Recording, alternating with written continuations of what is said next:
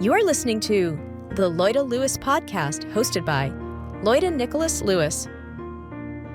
She's a trailblazing businesswoman, leader, philanthropist, and the widow of Reginald F. Lewis, the visionary leader who was the first African American to build a billion-dollar company. With unparalleled determination, Loida Lewis has not only excelled as a successful attorney, but also shaped a billion-dollar empire. Following the untimely passing of her husband, Reginald F. Lewis, she took the helm of TLC Beatrice, carving her legacy as a successful business leader.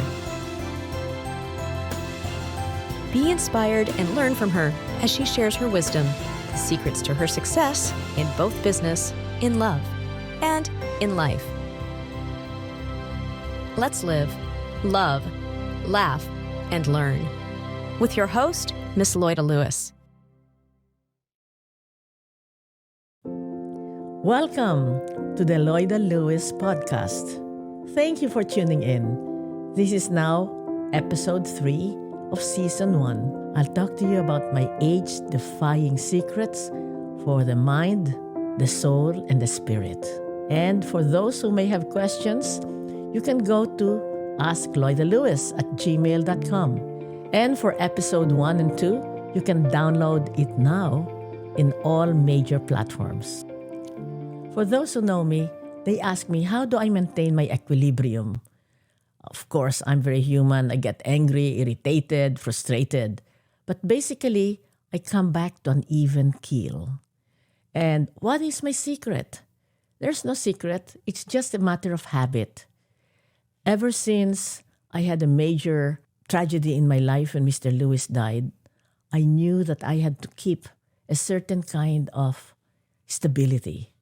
And that's where I found the practice, the Zen practice. I found the Zen practice in a retreat where the retreat master just told us, sit comfortably and start to breathe. Breathe in, breathe out. 1. Breathe in, breathe out. 2. All the way to 10. And don't look everywhere. Just have your gaze in front of you, maybe 1 or 2 feet away from you, and just concentrate on your breathing. Breathe in, breathe out. 1. All the way to 10. And when my mind goes 13, 14, I knew my concentration wasn't there. And what does that do? That is a way of praying by being quiet, by being still. And then your mind will go here and there like a monkey on a branch. But as soon as you're conscious of that, just pull it down again to your breathing. 1, 2, 3. And in a way, it's really being still. Like the Bible says, be still and know that I am God. Whether you believe in God or not, by being quiet, you get in touch with your soul, with your spirit. So in a way, it's like praying to God. I am so busy today, Lord. I offer all of it to you. That sort of makes it be all right when you offer it all to God, so it doesn't become ego. It doesn't become, I have to do it because I'm Loida Lewis. No, you offer it to God and that settles it. And then you do the best you can during the day. So that's the first part. For those of you who are so busy, I know how it is. You have children or you have a job or things like that, but it's so important. Take time to be quiet, concentrate on your breathing, and you will achieve some sort of peace or calmness for the day. And then out you go to fight the dragons and monsters of the world. So that's the first. So how do you remain youthful in your mind? So that you are not frowning in your mind. How do I remain youthful? I usually write my journal. Again, ever since the tragedy or when Mr. Lewis died, I sort of was lost. So I started to keep a journal every day. And what is that? It's sort of like an examination of conscience. What made me happy? What made me sad? Or consolation, desolation, the day before. It's sort of like looking at what happened yesterday. And by doing that, you sort of look at what happened, and if there is something that irritated you or that cause you to, to have negative thoughts, then I write it down.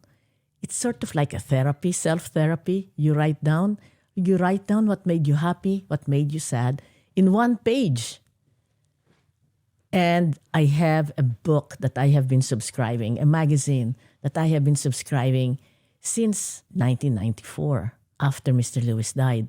That's The Word Among Us. It's a Catholic magazine, and every day there is a meditation on one part of the Mass, of the Holy Mass. Now, for those of you who are not Catholic or who are not Christian, there is always a book where you can find meditation for each day of the year. It's always good so that your mind is centered on something. What it does is, when there is something that irritated me, there's something negative, I try to write it down and then it's gone. Why? Because if you continue to begin negative, if you continue to go over, oh, what did he tell me? What did she say about me? It's almost like you have a wound and you're always scratching it. So it gets infected. So it will never heal. So any negative thoughts in your mind, you're angry with somebody, if you go over and over that situation, the more you will get irritated. So why? Why are you doing that to your mind, to your emotion, to yourself?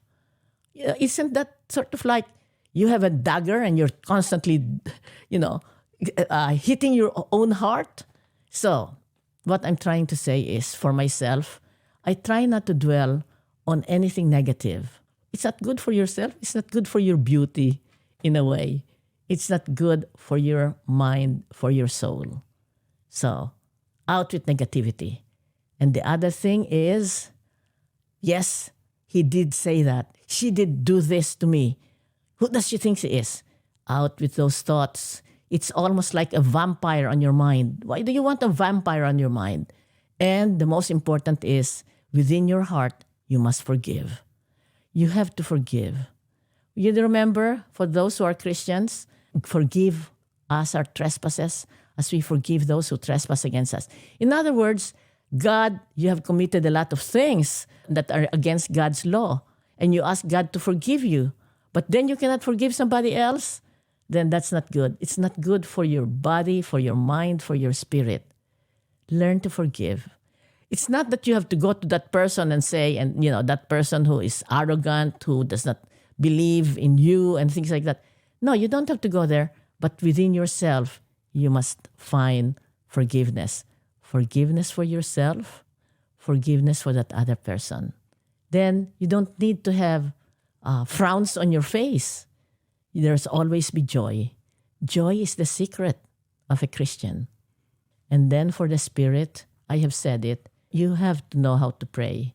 For those who are Christians and know and read the Bible, our Lord wake up early in the morning and goes to a deserted place to pray. Can you believe that?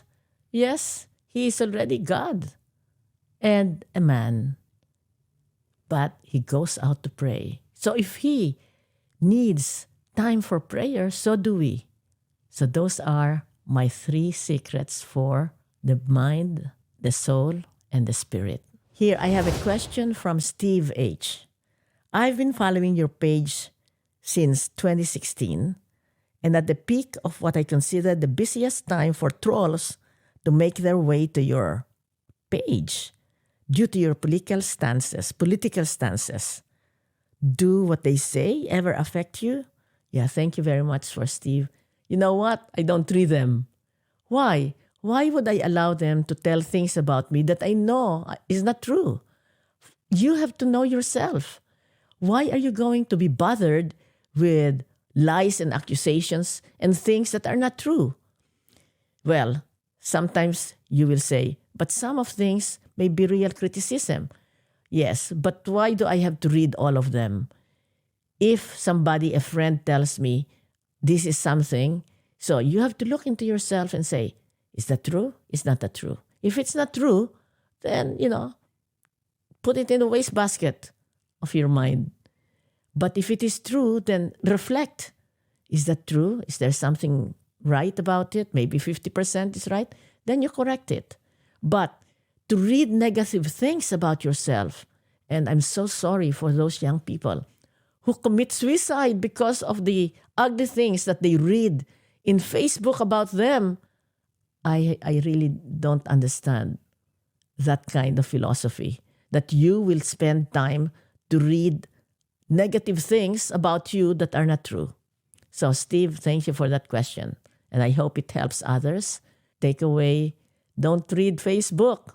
It is if it's all that negative, don't read it as I do. I don't. Here's another question from Angie C. How do you deal with stress? Stress, yes. That's a fact of modern life. For myself, for instance, I'm going to a place and I find my shoulders are up because I'm, worried how I'm going to say my speech or whatever. Then I remember the Zen practice. I immediately start breathing in, breathing out, breathing in, breathing out. And I've noticed my shoulder is moving down. My breath is starting to become normal. And it just lowers my blood pressure. So that's how I deal with immediate stress. Now, how do I deal with those things that I have to do? Again, in the morning or the evening before, I write down lists of things to do. But actually, it's for the whole month. For the whole month, these are the things that I have to accomplish. So when I accomplish it, I check. Or I move it to the next month because it's not finished. So make a list because your mind cannot handle all of the things that you have to do. That's how I handle stress. Thank you, Angie. The next question is, how do you deal with failure? And that's from Fernando M. Yes, of course I have failed. Those who are reading my book, Why Should Guys Have All the Fun? You will know that after I had such a successful tour of duty, I had a very good management of TLC Beatrice International Holdings Inc. when Mr. Lewis died. In fact, when I liquidated the company, a shareholder sent me a bottle of champagne because I did so well. 30% return of IRR. And to those who are in finance, they said that's pretty good since the bank only offers you maybe 4%. So 30% IRR is very good. Maybe pride goes before, not maybe, it's true. When you become so proud, you fall. You think you're so good, hotshot, you fall. And that's what happened to me. I started a company, but the first rule that my husband said, don't start a company, buy one. So I started a company in the Philippines. I started a company in China, and both went bankrupt. What a failure. What a failure. And what did I do after the failure? First, I had to forgive myself because, having had the height of TLC Beatrice, wow, I was the toast of the town.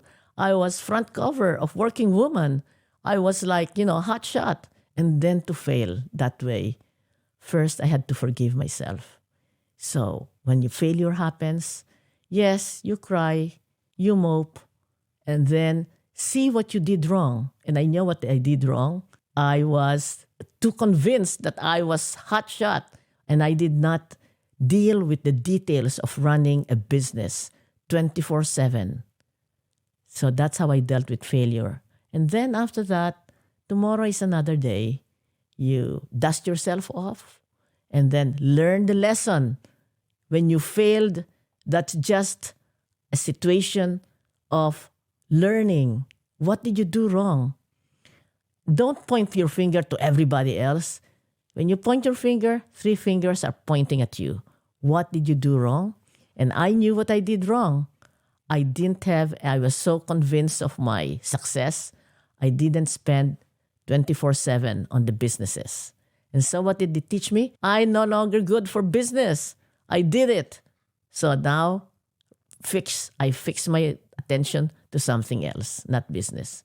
That's how you deal with failure. Mope, yes, let the nature take its course, but learn from the failure and then step out again.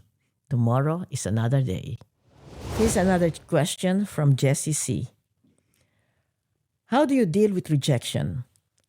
That's a good question. When I passed the bar, being the first Filipino woman, the first Asian woman to pass the New York bar without studying in the United States, there was 11 positions that came vacant, and they're looking for 11 general attorneys at the Immigration and Naturalization Service, INS. Now it's called CIS, Citizenship and Immigration Service. So I said, oh, that's exactly what I want.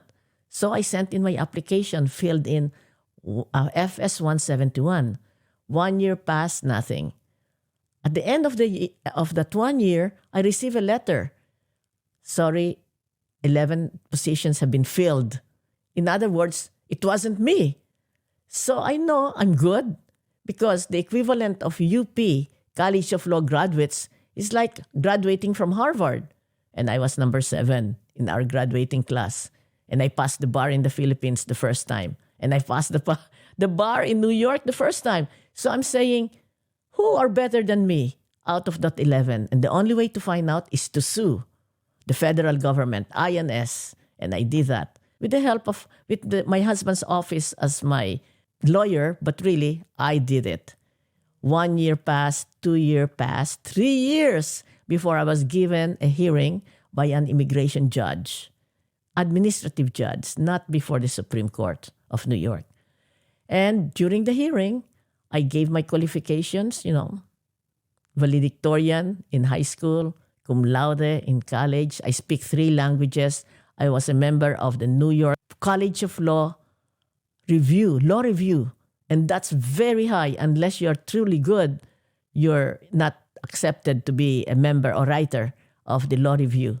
And I'm a member of the Phi Kappa Phi International Honor Society. That's really like the creme of the creme of any graduates in the university in the whole world. So INS was given the time to submit the 11 FS 171 submitted by those who were chosen. But INS did not give it the first, second, third, fourth, fifth, 6 months. INS refused to give it.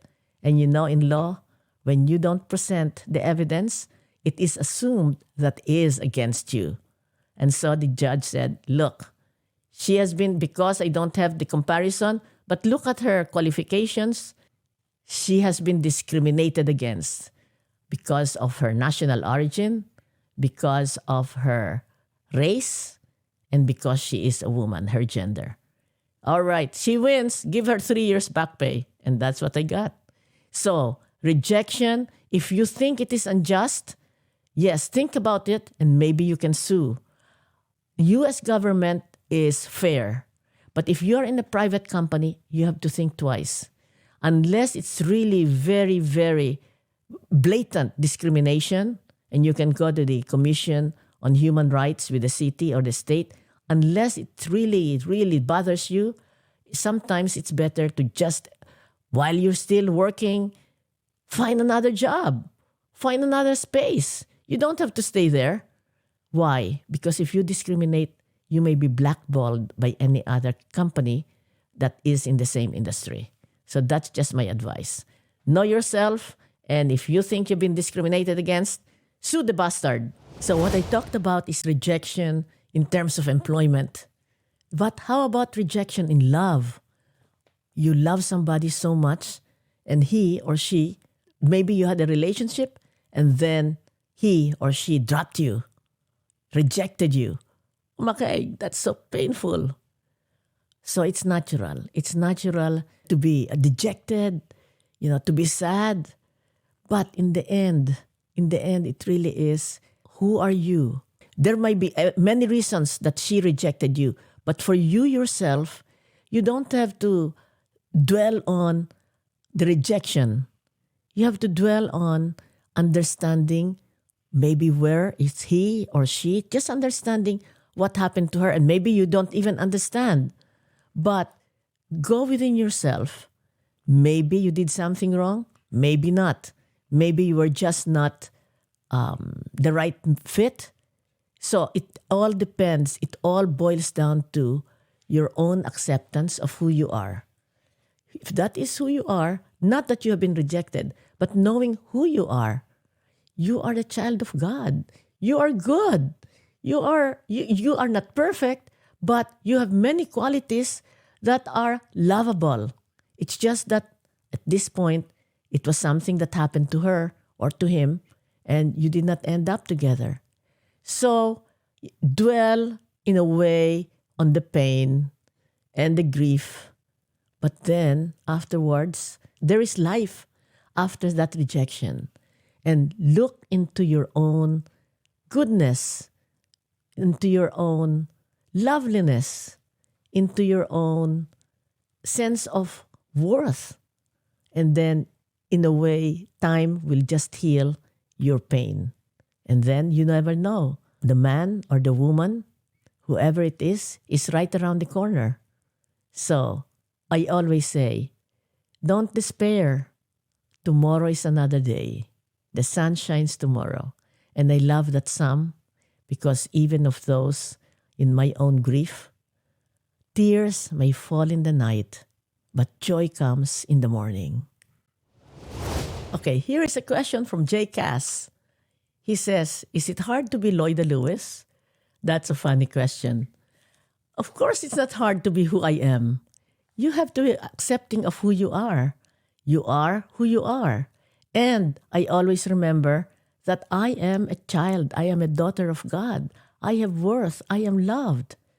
So, other expectation of me? No. I don't look at what is he going to expect or anybody else. What do I expect from myself? I stand before God and God sees all the faults that I have, but God still loves me. So, it's not what other people expect from you. I mean, why are you going to base your what your activity is because so and so wants me this, so and so thinks I'm No. Stand before God and say, Lord, here I am. What is your command? And you will say, so what is it? What is it? It will come to you. It will come to your heart. Just set it up. Just stand before God and say, for today, what is it? And you yourself set it up. And sometimes in my life, somebody will come, can you help me? And if it's something that I can help in terms of writing a letter, filing a discrimination case, or a mother came to me, her son was going to be beheaded because he killed a Saudi on self-defense. I knew that the mother needs help. The only way for her son to be freed is by paying blood money, meaning the amount of money that will help the young children of that dead Saudi until they became adults. It's a lot of money, 3 million riyad or $800,000. So I said, all right, I will help. And so, in other words, it's not because she expects me of that. It's because in my own heart, a mother has to be helped for the life of her son. So things come to your life where maybe you can help, maybe you cannot help. But if you can help, do it. Do to others what you want others to do to you. And if I were the mother in that case, and I would ask somebody to help me, then that's what I would do to her. Do to others what you want others to do to you. Or the negative. Don't do to others what you don't want others to do to you. So it's very simple. That's how Loida Lewis is Loida Lewis. This concludes episode 3, my age-defying secret of youth. So thank you very much for tuning in. Email me on askloidalewis@gmail.com. And most of all, keep safe, keep healthy, be joyful. Thank you. The Loida Lewis Podcast, hosted by Loida Lewis,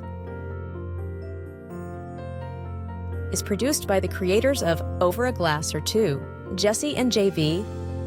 Executive produced by Loida Nicolas Lewis. Rate and review us on Spotify and Apple Podcasts for a chance to be featured on a future episode. Have a question for Miss Loida? Just email us on askloidalewis@gmail.com. your question might make its way to a future episode. Subscribe on all major platforms to never miss a beat.